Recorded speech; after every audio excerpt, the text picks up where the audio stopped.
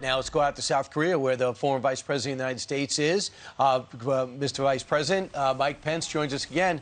Mr. Vice President, I know there's so much to talk about where you're at, but just about what's going on now. You met with President Zelenskyy one-on-one.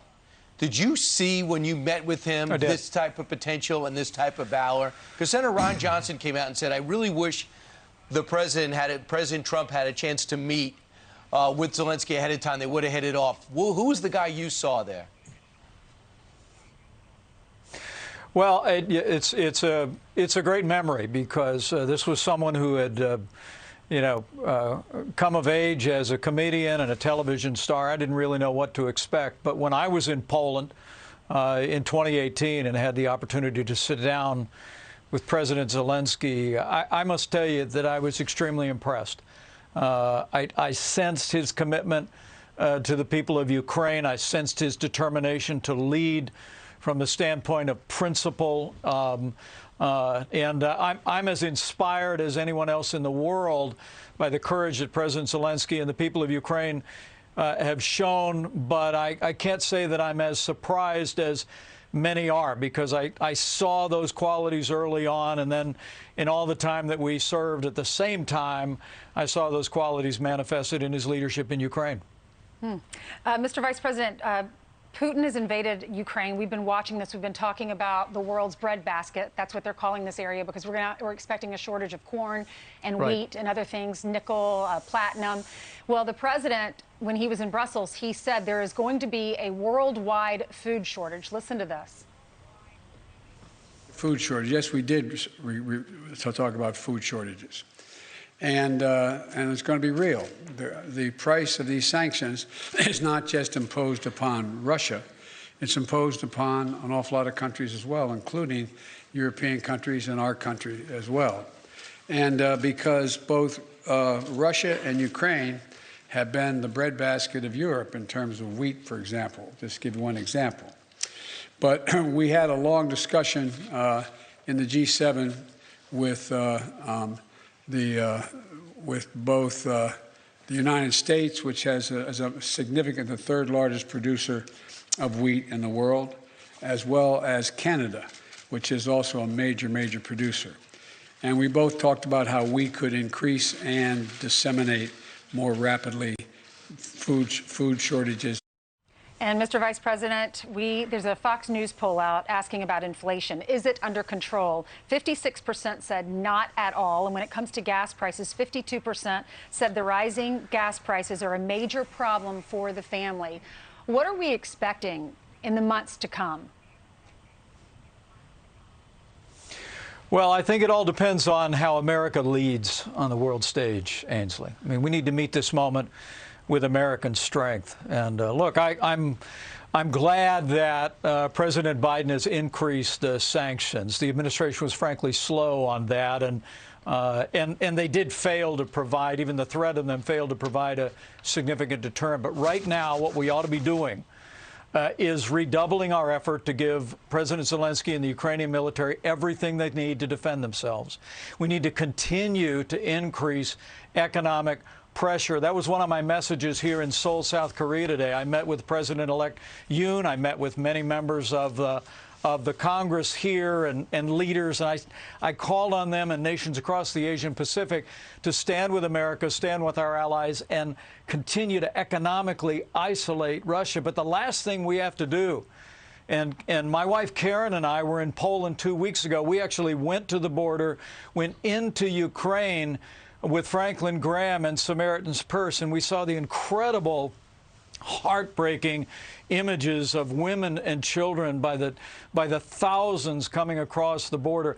The third thing we need to do, Ainsley, is make sure that we're providing the humanitarian assistance not only in the countries the refugees are fleeing to, but that we provide humanitarian assistance within Ukraine so that the 40 million people that remain in that country are able to sustain the fight. I truly believe that the Ukrainian military is demonstrating they've been able to turn back the Russians, hold them back. We need to give them the arms. We need to put pressure on Russia on economic terms more every day. And we need, what I said last week was something akin to a Berlin airlift for the 21st century. We should be marshaling the resources of the free world and making sure the beleaguered people of Ukraine suffering under this Russian invasion have the food, the water, the medicine that they need to prevail. Mr. Vice President, when you say that the United States should provide everything he needs, Mr. Zelenskyy, you know, he would like a no-fly zone, and he would like those Russian MiGs that his pilots know how to fly. But you've heard the Pentagon says they've got everything they need at this point, and we don't want to provoke a third world war. If you gave them the MiGs and if they made a no-fly zone, wouldn't that be a step too far?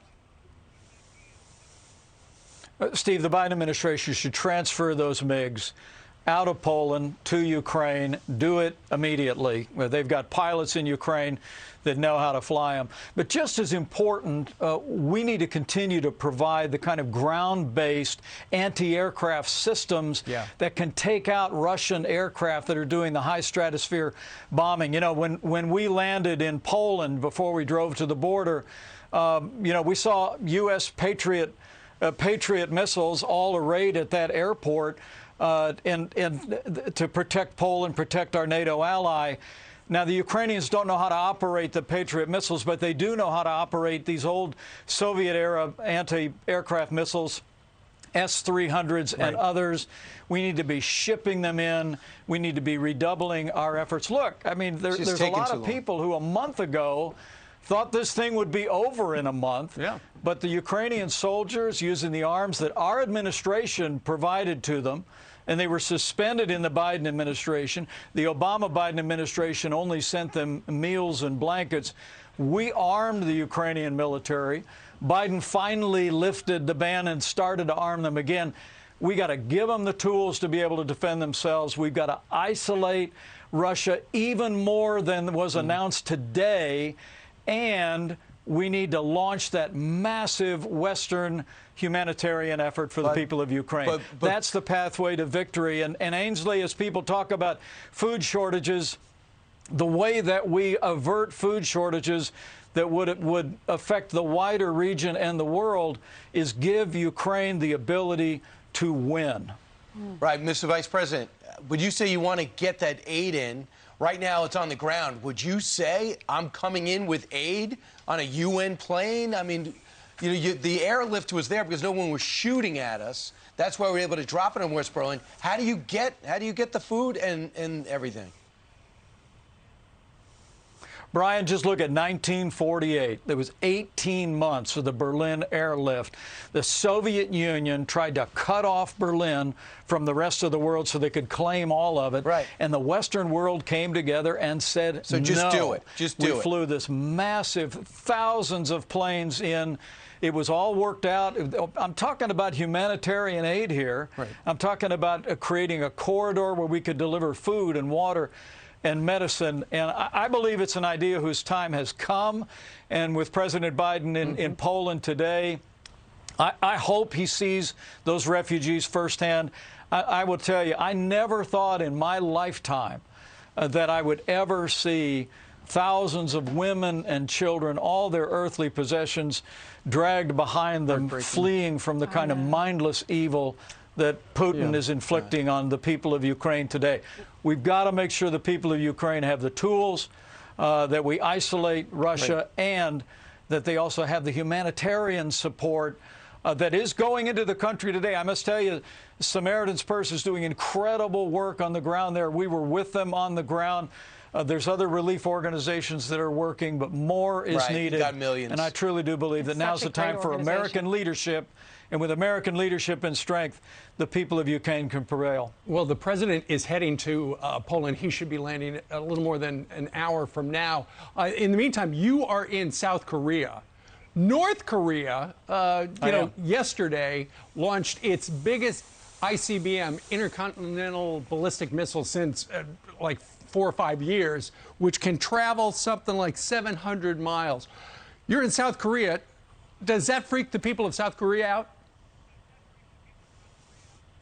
Look, the people of South Korea are strong people, but I must tell you, talking to officials here today, the fact that for the first time in more than 4 years, Kim Jong-un fired an intercontinental ballistic missile that went into space and landed in the Sea of Japan is a great concern. South Korea responded strongly with 5 different short-range missile launches. But it's important to remember this stopped happening under the Trump-Pence administration because we stood up to Kim Jong-un.